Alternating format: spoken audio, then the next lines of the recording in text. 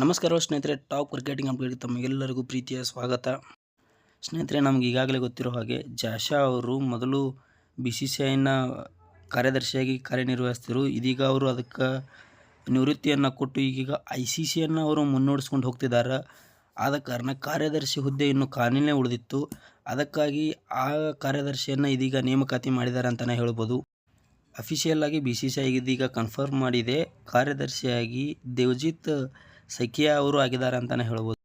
ದೇವ್ಜಿತ್ ಸೈಕಿಯಾ ಅವರು ಹೆಂಗೆ BCCIನ ಕಾರ್ಯದರ್ಶಿ ಆದರು ಅಂತ ನೋಡುವುದಾದ್ರೆ, ಇದೀಗ ಇದರಲ್ಲಿ 45 ದಿನಗಳ ಕಾಲ ವೇಟಿಂಗ್ ಪೀರಿಯಡ್ ಇತ್ತು. ಅದರಲ್ಲಿ ಇವರು ನಾಮಪತ್ರವನ್ನು ಸಲ್ಲಿಸಿ 45 ದಿನಗಳ ಕಾಲ ವೇಟ್ ಮಾಡಬೇಕಾಗಿತ್ತು. ಇಲೆಕ್ಷನ್ಗೆ ನಾಮಪತ್ರವನ್ನು ಸಲ್ಲಿಸಿ ಯಾರ್ಯಾರದಲ್ಲಿ ನಾಮಪತ್ರವನ್ನು ಸಲ್ಲಿಸ್ತಾರ ಅವರಿಗೆ ವೋಟ್ ಮಾಡೋದಿತ್ತು. ಆ ರೀತಿಯಾಗಿ ಯಾರೂ ಕೂಡ ಇವರಿಗೆ ಅವಿರೋಧವಾಗಿ ಅಂದ್ರೆ ನಾಮಪತ್ರವನ್ನು ಇವರು ಸಲ್ಲಿಸಿದರು.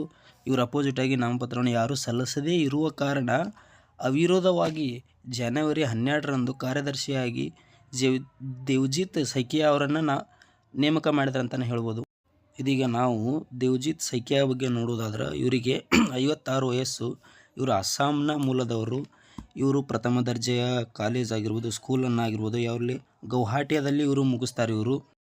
ಇನ್ನು ಕ್ರಿಕೆಟ್ ವೃತ್ತಿಯನ್ನು ನೋಡಿದ್ರೆ, ಪ್ರಥಮ ದರ್ಜೆಯ ಕ್ರಿಕೆಟನ್ನು ಆಡಿದರು ಇವರು.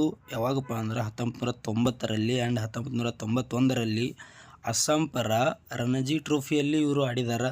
4 ಪಂದ್ಯಗಳನ್ನು ಆಡಿದ್ದಾರೆ. ಇವರು ವಿಕೆಟ್ ಕೀಪರ್ ಕಮ್ ಬ್ಯಾಟ್ಸ್ಮನ್ ಆಗಿದ್ದಾರೆ ಇವರು.